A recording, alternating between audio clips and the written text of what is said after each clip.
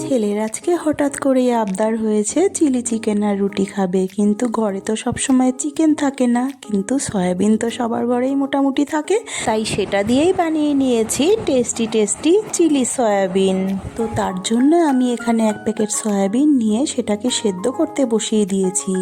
আর এখানে নিয়ে নিয়েছি 2টো পেঁয়াজ, 1টা ক্যাপসিকাম আর কয়েকটা কাঁচা লঙ্কা। এদিকে ওইগুলো সবজিগুলোকে আমি কেটে নিয়েছি, আর ওদিকে কিন্তু আমার সয়াবিনটা সেদ্ধ হয়ে গেছে। সয়াবিনটা সেদ্ধ করে নিয়ে 2-1 বার কিন্তু জল দিয়ে ধুয়ে নিতে হয়, কারণ সয়াবিনের মধ্যে একটা গন্ধ থাকে, সেই গন্ধটা জানি না বেরোয়। এরপর ওই সয়াবিনটাকে ভালো করে চিপে তুলে নিয়ে তার মধ্যে 2 টেবিল চামচ কর্নফ্লাওয়ার, একটা ডিম আর একটু আদা রসুনের পেস্ট আর একটু নুন দিয়ে ভালো করে মাখিয়ে নিয়েছি। এবার পাশে উনুনে আমি তেল বসিয়ে দিয়েছি কড়াইতে। এবার একে একে সয়াবিনগুলোকে আমি ভেজে নিয়েছি।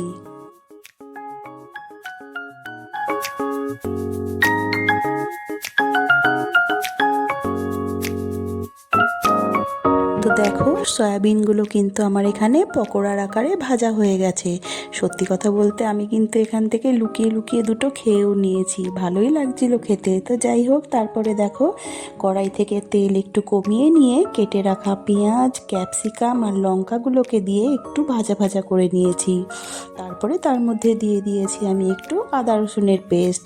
এবার আমি এটাকে কিছুটা নাড়াচাড়া করে নিয়ে tomato sauce, chilli sauce, soya sauce একবারে মিশিয়ে রেখেছিলাম, সেটাকে কিন্তু এর মধ্যে অ্যাড করে দিয়েছি। তারপরে দেখো ভেজে রাখা পকোড়াগুলোকে আমি এর মধ্যে দিয়ে ভালো করে একটু নাড়াচাড়া করে নিয়েছি। যেহেতু আমি রুটি দিয়ে খাবো, আমার একটু গ্রেভির প্রয়োজন আছে, ওই বাটিটা করেই কিন্তু আমি এর মধ্যে 2 বাটি জল দিয়ে দিয়েছি।